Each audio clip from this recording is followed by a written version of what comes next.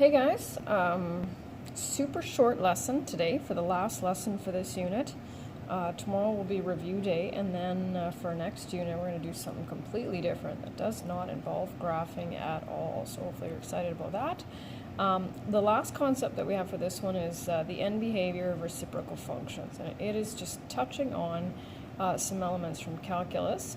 Not complicated though, so don't worry about that. So first thing we need to do, it's just a single screen, so I have it nicely enlarged over here. So the first thing we need to do before we can discuss this is draw the original function. So this is the reciprocal function, and so what we'll do first is we'll look for our invariant points, and for that we go to the y-axis where y is 1.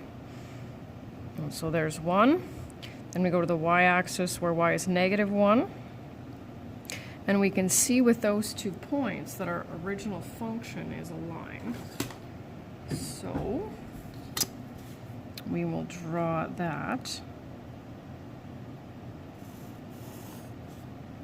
And that lines up nicely with the asymptote. And I don't know if you can see that. It is there, but with the dotted line, because we can see that's where it crosses the x-axis. So there's our original function. Okay, so we did that. What is the equation of the original function? When we do the equation of a line, we need to know the slope and the y-intercept. Well, it crosses the y-axis at 0, and our rise over run is 1 over 1. So we end up with an original equation of y equals x.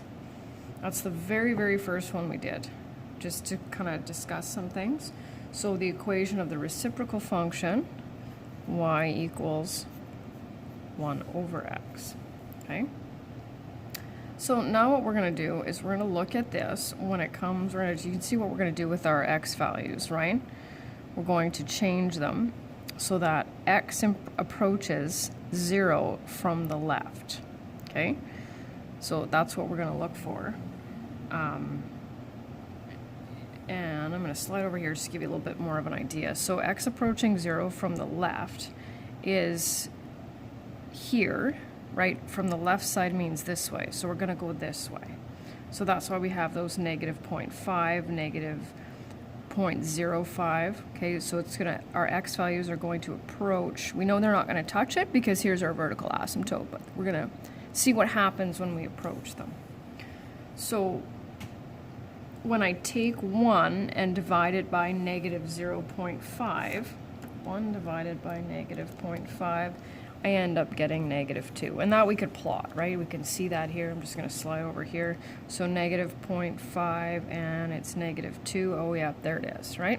Okay. And so what do you think is going to happen as we go closer and closer and closer? Well, this number is going to get larger and larger, right? But let's see. So you can, well, for your assignment, you'll type them in. So 1 divided by -0.05 gives me -20. Well, that I can't graph, but I can start to visualize that, right? So I can kind of go over 0.05, which is getting a little trickier here, right? And then go all the way down because it's getting closer and closer to the y-axis. So there's a pattern here. So when I take 1 divided by -0.005, -200, -2000, and -20,000. And I chose to stop there. I mean, obviously plotting that's going to be a little bit tricky.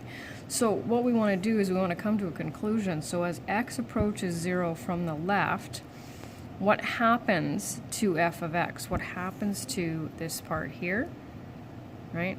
What happens to our y values or our f of x values? F of x approaches, and what is it approaching?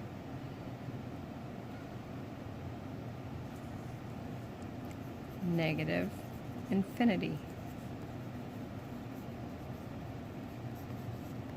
I know. Whoops. Crazy, right?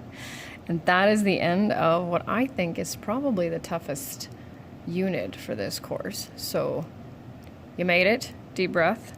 And only a few weeks to go, and we're all done. Hang in there.